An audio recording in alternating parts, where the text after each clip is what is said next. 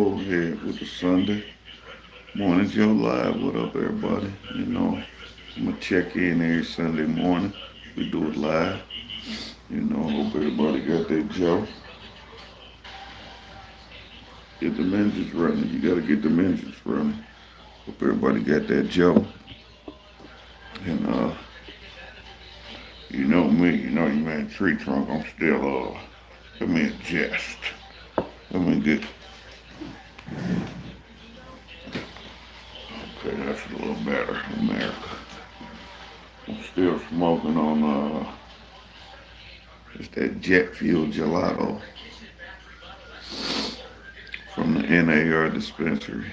So hope everybody get that Joe, get the minutes running.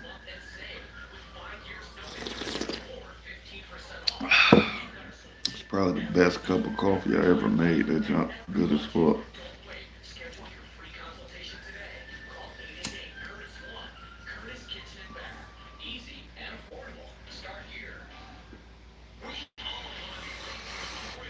What a way to start off a Sunday morning. What a way.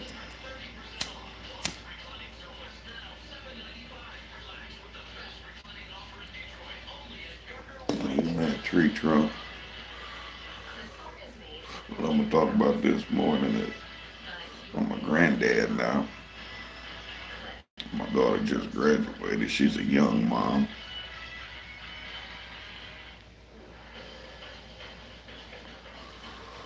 And it's a hell of a balance. When you have a teenage child and they average child, they're still they're still a child themselves. So you have to adjust. You're basically a parent all over again, and it's not nothing I'm mad about. I actually enjoy being with my granddaughter. I look forward to it. That's my day now. You know, thanks to whoever just see somebody sitting here with your man Tree Trunk this morning. Good morning, y'all. Hope y'all got y'all Joe to get y'all engines running. You know how Tree Trunk do it. I got my Joe. Let me get back on topic though. You end up being a parent yourself, because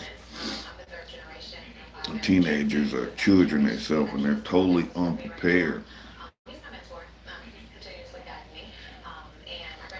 They're unprepared to take care of another person. Half the time they can't even take care of themselves.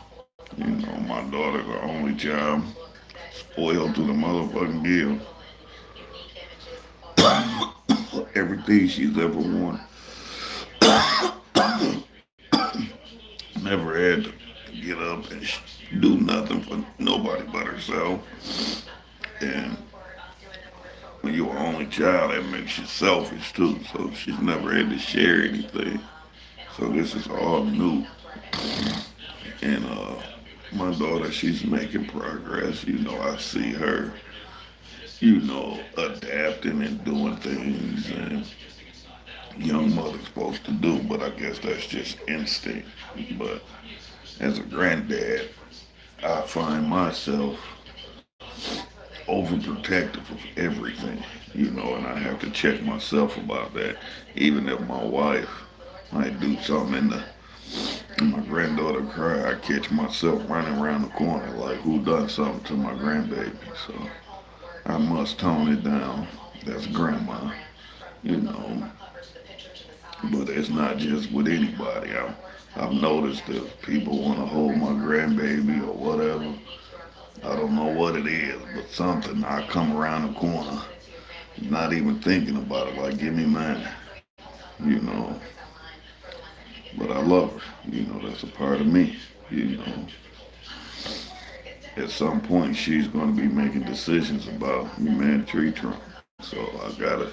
You got kids and you got grandkids. Don't neglect them. Take care of them because that's who's gonna take care of your old ass when you get old. My goddamn shit went out.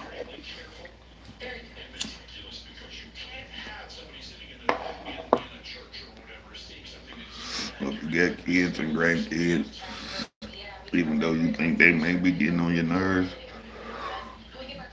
take care of them, show them, teach.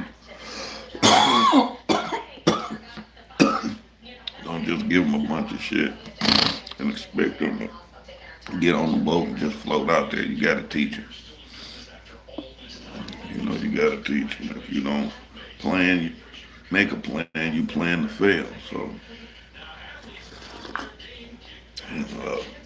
tree trunk, I will not lose. I will not lose. You know, even if you think you may have won on me, you haven't because I figure out an angle, and that's just this game of life. You know, you gotta figure out the angles. You know, I remember I had a old school guy. I used to work with an old school carpenter. Shout out to my man Billy Reagan. You know, he retired 687 carpenter out of Detroit. You know, we used to work the mills together. We worked down in them furnaces, blast furnaces, God, right off Detroit River. You know, hundreds of feet in the air. One day, I seen a motherfucking inspector or something. One of these motherfuckers that work on the computer never come out the office and shit, but for some reason he had to bring his motherfucking ass out the office, get his clothes dirty, because we was raw out there in the furnace. You know, we was raw. Even if you came out there dead clean, as soon as you stepped out on that furnace, you dirty. But anyway, this super smart fucking engineer come out inspecting our shit. Oh, how much do this ocean plank, a 16-foot ocean plank, carry every foot? How many pounds per foot can you put on a 16-foot ocean plank? And I'm thinking like, there's no fucking way I can come up with that answer. How many pounds per foot on a 16-foot ocean plank? And it's a number for it. I know it is, you know, but I don't know the motherfucking number. And my man Billy was a drinking motherfucker. He drunk every night after work. He hit the bar, and him and his crew shut it down, you know. But anyway, motherfucker asked Billy this shit, you know, how many, whatever the fuck I said, how many pounds per square foot on a 16-foot ocean plank. So Billy got to running off numbers and this and that and pointing, pulling his tape measure out, walk over here, look at this, blah, blah, blah. And I know Billy. I know him. This engineer don't know him, but I know Billy. You know, I work for him. So after we done and shit, after the inspector done and walk out, and his word to make or break if we can continue on doing what we doing as engineer. I said, Billy, you think we go past? He said, yeah, we go past. That office motherfucker bring his ass out the office, fucking with us, we go past. I say, how you know? He say, awesome, I got to yelling them fucking numbers out. That motherfucker didn't know what I was talking about. I was running them too fast. He was like, and I really didn't know what the fuck I was talking about, but it sounded fucking good. I say, it did, Billy, because you had me. I say, so, since you ran off a bunch of bullshit, you ran a line of bullshit on that engineer, on this shit that's gonna be holding thousands of pounds worth of equipment plus us. We're gonna be on this motherfucker. It's a floating scaffold hanging by winches and chains and all this shit inside the stoves. If you ever worked in a blast furnace, you know what I'm talking about. I said, well, how you know this shit gonna hold us? He said, we're gonna overbuild this motherfucker, Hoss. It's like that preparatory college motherfucker come out the office think he know what he talking about. He don't know what he talking about. We do this every day. He said, we do this every day. We know what a hold and we know what won't hold. He said, we certified union workers. He's like, let's get out there and overbuild this motherfucker. He said, we got an unlimited budget. Why wouldn't we overbuild it? So we went out there, overbuilt the motherfucker, used it 2 or 3 times. Used them like 2 stoves. So I was loving that shit. And then I knew at that point, half these motherfuckers that's out here running their mouths and shit and act like they don't know Act like they know what they talking about. Half these motherfuckers just running a line of bullshit on you, America. Half of them running a line of bullshit on you. You just gotta learn how to play the game. Once you learn how to play the game, it's like anything else that you do. It's like riding a bike. But once you get comfortable with playing the game, you can do it. And it's just life. And some people are better at it than others. But you gotta find where you fit in there. You know, you must find where you fit in there, that fine line. To make yourself valuable. You must make yourself valuable with these companies. I'm a union worker and a union labor. And as a labor right now, I'm a general foreman, concrete labor. And my craft allows me to work anywhere in the country. Anywhere.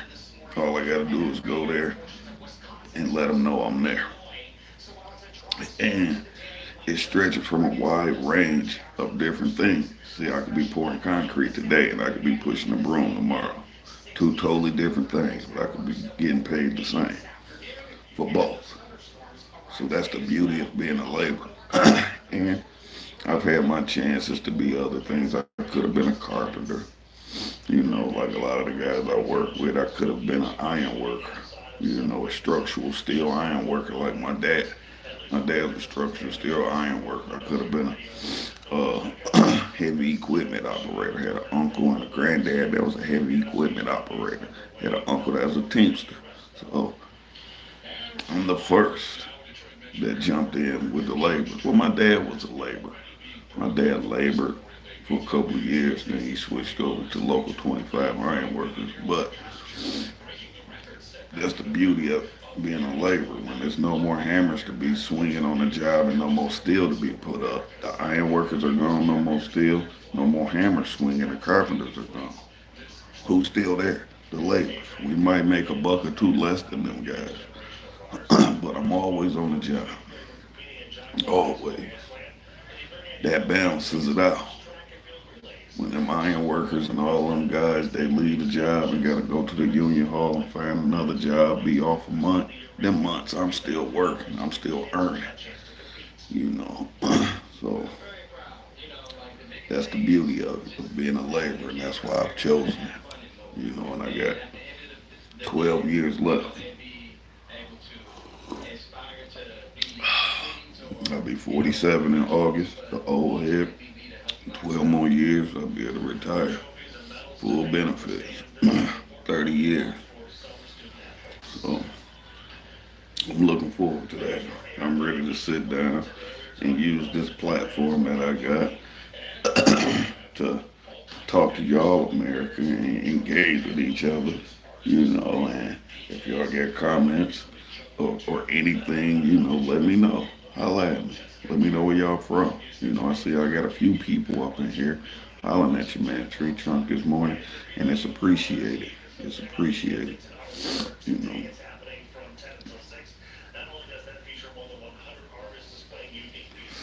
Yeah, I smoke weed and work on some of the biggest projects, construction projects in Michigan. You know, but your man Treetrunk, I barely drink. I smoke this when I get home. I don't smoke no fucking crack, no shit, no heroin, no bullshit, no pills, none of that. That shit's just, that's never been my bag. Never been into that type of shit. You know. I may drink socially, like me and my wife go out and we're somewhere. I may have a drink socially, but for the most part, I don't drink. It gives me a headache. I ain't paying for no headaches, so smoke my herb. And I'm so glad I ain't gotta go to no dangerous fucking places to even search for it and buy it. I can go to the legal marijuana dispensaries here in Michigan. Legal, safe places. And you can grow your own. You know, this will be the first year in 5 years that I haven't had my own crop going. So I got a green thumb too, America. I got a green thumb. I can grow it. And actually, this channel, that's how it started. It started with me growing plants. If y'all, America, go back through my history and my videos, y'all see some of the monsters I got. And that's how I got the name Treetrunk, because I grow tree trunk marijuana plants. You know, that's how that name comes, Treetrunk. But this channel turned into something else. It started off just to show my abilities as a grower, you know, and I've met other growers, you know, and I've learned how to grow my own weed. This year is probably the first year that I even really went in dispensaries to buy weed, you know. I just grew what I needed for myself, and that was that. I grew enough to last me all year, and I stopped for 100 days every year. So I grew enough, but I kind of enjoy going into the dispensaries. Just like you got bartenders, they got bud tenders. You go in there, you get your favorite bud tender. They let you know when the new strains come in, and they let you know the deals they got. And usually the deals are pretty good, you know. Like this right here, this shit was called. I smoked this last night. This was a infused called Grape Escape, uh, 31.47%. That shit was pretty goddamn good. That shit rocked me last night. But I only smoke infused like maybe on the weekends or something, because they're way different than just your average. You know, like this is from the Dragonfly brand. It's just a pre-roll. I usually smoke them. They're not as strong as them that Grape Escape, and you get them on the deal. I get 14 of them. These right here for $20. If I just catch myself riding past, I ride in, slide them a 20, you know, and I got me some pre-rolls. I do it so much, you know, that I get bags of. Just get bags of them, because you get 14 of them for 20. I got bags of them motherfuckers.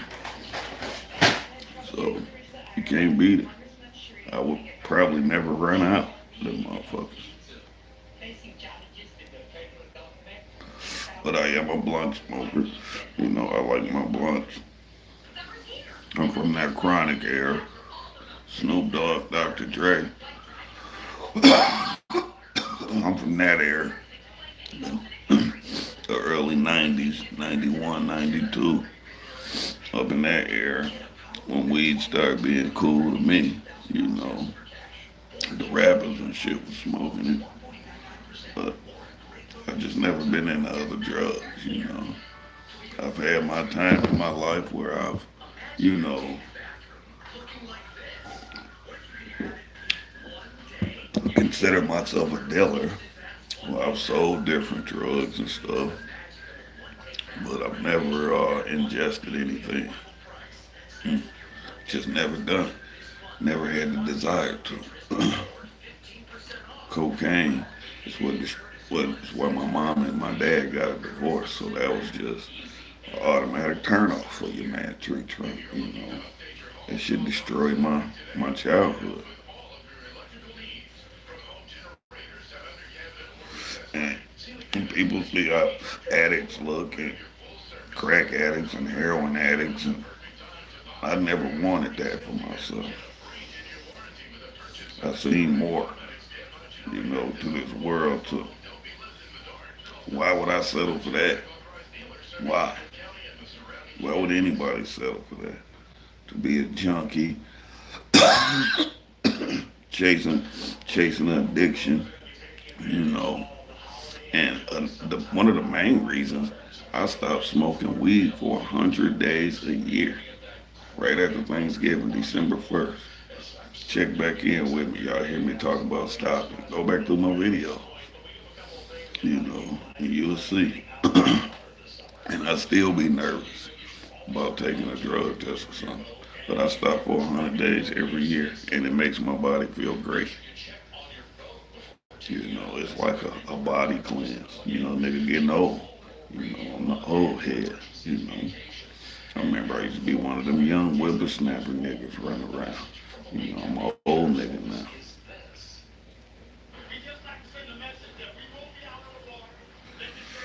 You know, making these YouTube videos and shit. This is gonna be my passive income when I retire. I want to get into video editing, taking family photos, doing graduations and stuff like that. I like doing this. So that seems to be a passion of mine. Treetrunk used to rap. He used to rap. Fuck around down there in Atlanta and shit. Like 96, 97 and shit. Ran into like outcasts and shit all in the mall and shit.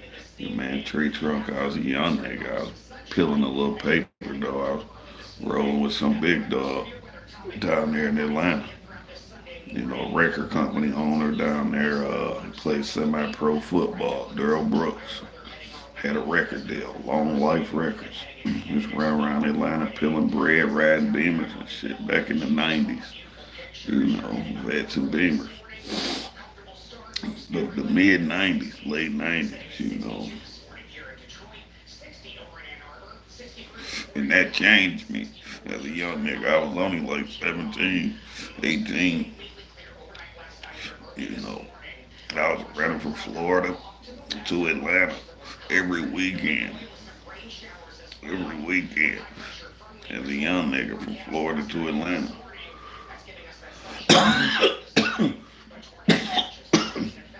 Tallahassee, Atlanta, Tallahassee, Atlanta.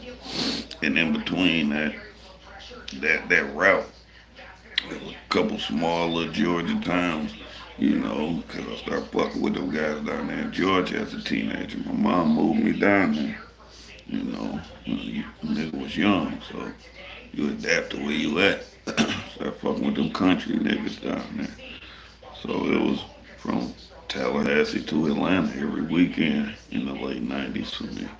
Rapping and shit, doing shows. You know, let's say I'm gonna come up with a weekly 16, just to motivate my brain, make me write some bars, a weekly 16 and drop that once a week just like I do the Morning Joe live, I do the Morning Joe every morning on my shorts, so check out my shorts, You'll see how your man Treetrunk, what I do through my day. You don't just see me being a jackass, smoking weed and doing shit. You see the serious side of Treetrunk, and I got some shit about some of the construction that I do. So tune into my channel, you can see some of them things, Like and subscribe. But I'm happy that y'all even fucking with me this morning. I woke up, looked at the time like, fuck. I gotta get outside. I gotta get the grill ready. Tomorrow Memorial Day. Go out there, fuck with my dog. I gotta cut the fucking fresh grass and shit. I got a bunch of shit to do. But if you quit, you fail. If your man Treetrunk words, go back to my video. You'll hear me say that a million times. If you quit, you fail. The hardest thing is getting out that bed, putting one foot in front of the other. It's the hardest thing. Once you do that, you off and running. Your man Treetrunk, this is my morning routine. I'm about to give y'all the morning breakdown for your man Treetrunk. 4:25, out the bed like clockwork during the week. 4:25 every morning. Give a fuck what time I go to bed. 4:25, I'm out to bed. Head to my living room, sit down, turn the news on. Local 4 news, 4-1 weather. That's what you made Treetrunk fuck with every morning. I check the weather because I work outside. I'm about to grab one of these pre-rolls, y'all, since I'm still feeling it. Let's see what we gonna smoke. Whipped cherries. We're about to blaze up a whipped cherry. So after I sit on the couch, I'm just sit there, turn the news on, grab my bearings, get my bearings, walk to the kitchen, push the button on the coffee pot.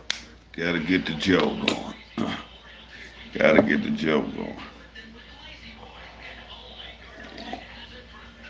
Once I get the Joe going, I'll turn around, look for my lunchbox. Grab the lunchbox, see what's in it, what I didn't eat, what I need to put in there, get ice packs, get drinks, make my sandwiches, whatever it is, get the lunchbox ready. And once I get the lunchbox ready, I'm back to the living room. I'm looking at the news, seeing what I'm gonna wear. Because I just wash my work clothes and throw them all in a clothes hamper.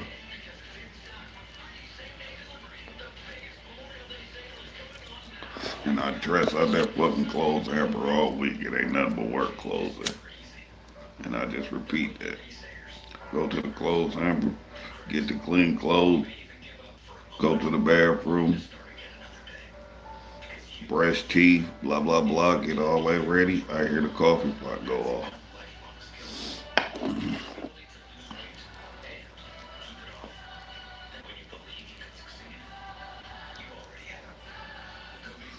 Once that coffee pot go off, I get my outside coffee cup that I ride with. I fill that up with coffee.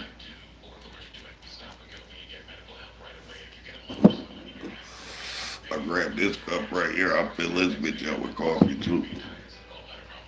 Fill them both up with coffee right off the rip. I'm drinking the last one I showed you. The other one going to the car with the lunchbox. I take that right out the door.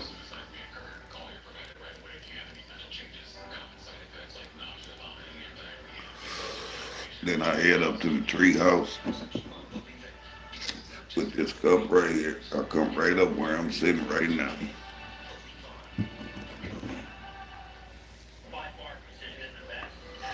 Pull one of these out, sip my Joe, burn me one, watch the news. By that time, it's like 5:15. By the time I do all that, and I come to sit to this point, it's 5:15. It's about that every morning.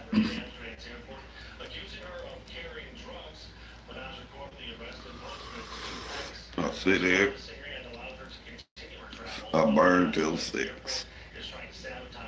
Take me about till 6 o'clock. And then my house weed I was telling y'all about. I grabbed some of my house weed. I rolled me 3 or 4 blunts.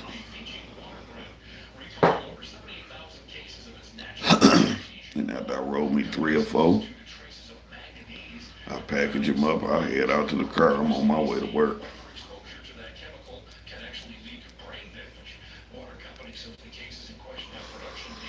Mind you, my house weed is basically a functioning weed. It don't have you all fucked up. If I wanted to smoke it throughout the day, I could smoke it, but don't seem to have time. So I got a little commute. I hop on the E-way. Y'all go back to my videos, check it out. Got a little commute.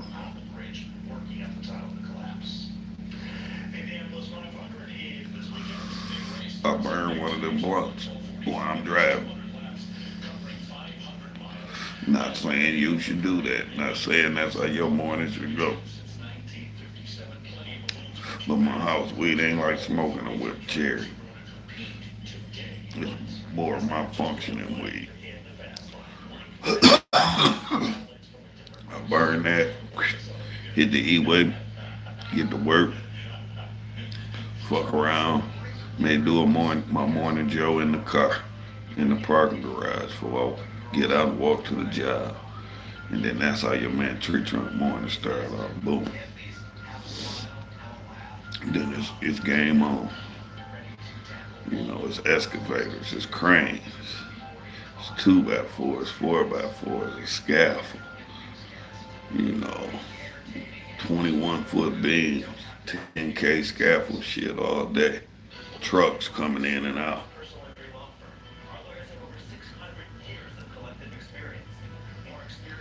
That's a typical morning for your man Treetrunk. And once I hit the job, it's about 7. And most days, like I've been greedy lately. I've been doing a lot of 8-hour days, but we at the end of a job, so you can get away with it. But the last, I'm just starting to get weekends off. I'm probably on my third weekend this year of having it off, and not the whole weekend. I have Sunday off every week, but the man Treetrunk is running hard.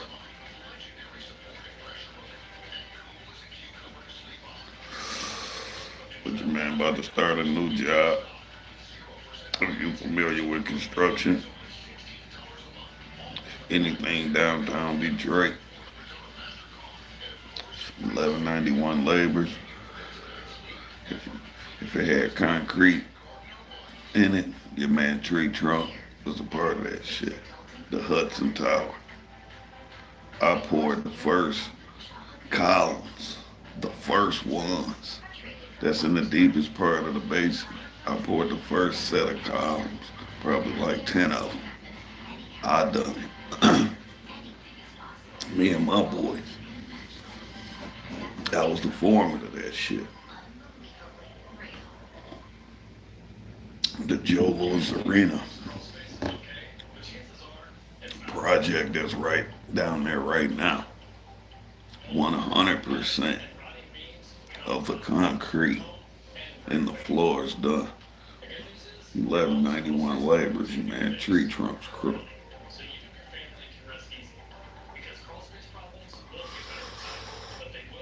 It's the 1191 labor of Detroit, Michigan. It's the 514 cement finishers of Detroit, Michigan.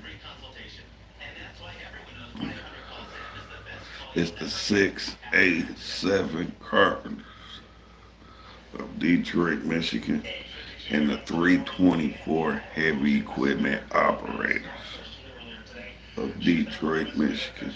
We builds this bitch. We do it.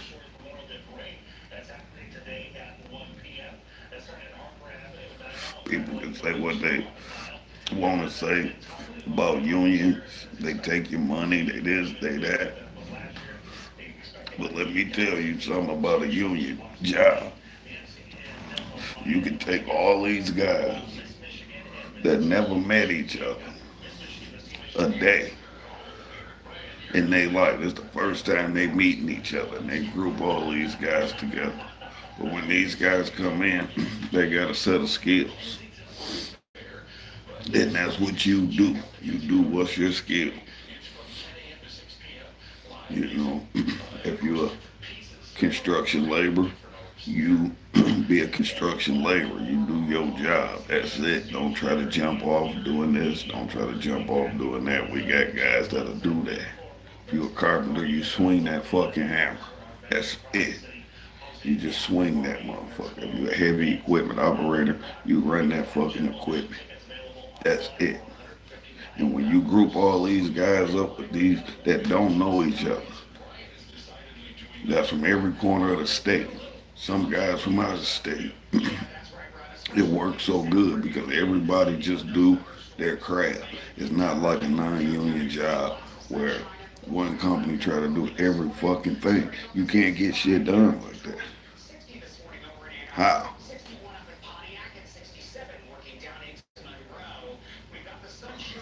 Even if it is one company, even if it is one company, the union separate these different crafts and you go in there and you just do your craft. And that's it. And if it's a problem, you got a union store.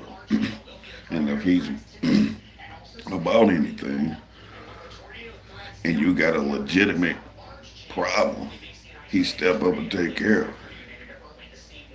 And if it's not biased or no bullshit like that, you keep your job. You know, if it's some biased bullshit, then you get compensated somehow. You know, something, some type of action happen. It's not just washed under the rug like some non-union shit. You know, that non-union shit should be washed up under the rug. The people that's in charge is the people that's in the office. You can't just have that all the time. You need somebody to say, hey man, this shit ain't right. What y'all doing in that office ain't right. You know, and be able to say that shit without no repercussions. You know. So if the company say, hey, you get your ass off the job, you a problem starter. We gonna fire this guy. No, you can't. Because my business agent will be here. And if you kick me off the job, the time I've been off the job, you're gonna pay me for that shit anyway. So let's handle this shit like grown men. And if somebody in the wrong, actions will be taken. But if somebody just trying to be a bully, that shit ain't gonna happen. You know. And that's how the union shit is. You got something to stand on. And not just to say we just union guys, just a bunch of greedy motherfuckers and we just pushy motherfuckers. We have rules in place. And them rules are set in place for a reason. You know. And a perfect example is we might be using a crane or something, lifting thousands of pounds over traffic, thousands of pounds over people's head. We may be using a crane, and weather conditions say we need to stop using this crane because we can have an accident. But you have a person that's in charge saying, no, no, no, no, no, no, no, y'all gonna keep doing that shit. I'm gonna meet my deadline. With a non-union company or a non-union outfit, I would say you have no recourse. You might just lose your job if you don't uh, do that dangerous job because of weather conditions. But as a union worker, you can say, no, I'm not doing that. We got rules set in place. The wind speeds are way more than this machine can handle. We can have an accident. And no matter how mad the person in charge get, they can't do nothing because it's rules set in place. That's what a union job is. Rules are set in place. And non-union jobs is just do what the fuck I say or you find you another job. And people think right to work is great. Okay, yeah, it sounds great. I got the right to work. But you got the right to take all the bullshit that they gonna put on you. You know, you you you basically just they got you by the neck. And then if you get fired, you got no place to go. With the union, you got a place to go. You got a business agent to call. And if the shit fucked up and you wasn't doing no shady shit to get your ass fired in the first place, if everything on the up and up, you'd probably be back to work. But if you on some bullshit, you probably lose your job. You know, just being real about it. That's how it is. But Thank y'all for tuning in. Ain't nobody left nothing in the chat. Let me know where they was from. You know, ain't nobody had no questions or nothing for me.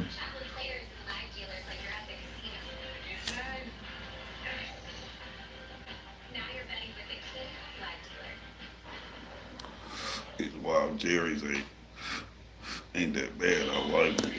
It's a, it's a milder. No, it's not wild cherries. It's whipped cherries. Whipped cherries. It's a milder weed. It's like 15%, but I'm not like them younger guys who need that fucking crazy shit. You know, like I showed you, I may smoke a 30% or some shit like that. You know, I may smoke a 30%, but for the most part, I like milder weed. So you man, Treetrunk need.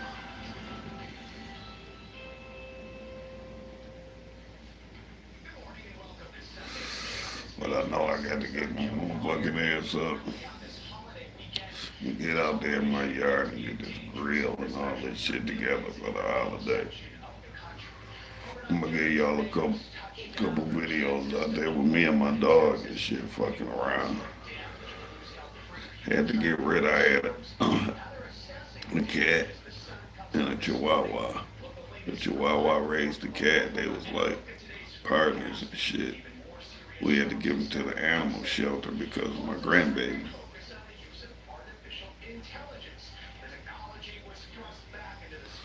We trust them, can't trust them animals around my grandchild.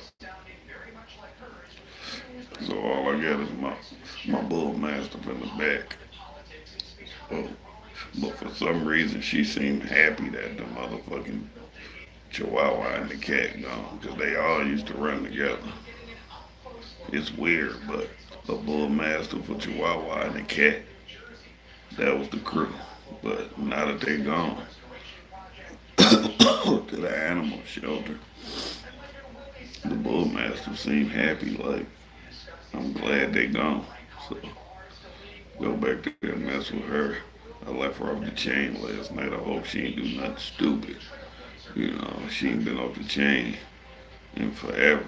You know, she been off the chain. She just ain't been off all night in a long time. She just be off while I'm back there through the day, and then I put her on the chain before I go to before I go to bed and shit. But she ain't been off all night in a long fucking time. So I'm curious to see what the hell she done got into. She done probably tore up something because she ain't been off. But I'm about to tune out YouTube. Thanks everybody for fucking with the Morning Joe live Sunday. You know, I'm about to get this holiday going and put this whipped cherry out. And I'll let y'all. Peace and love, YouTube. Love you, baby.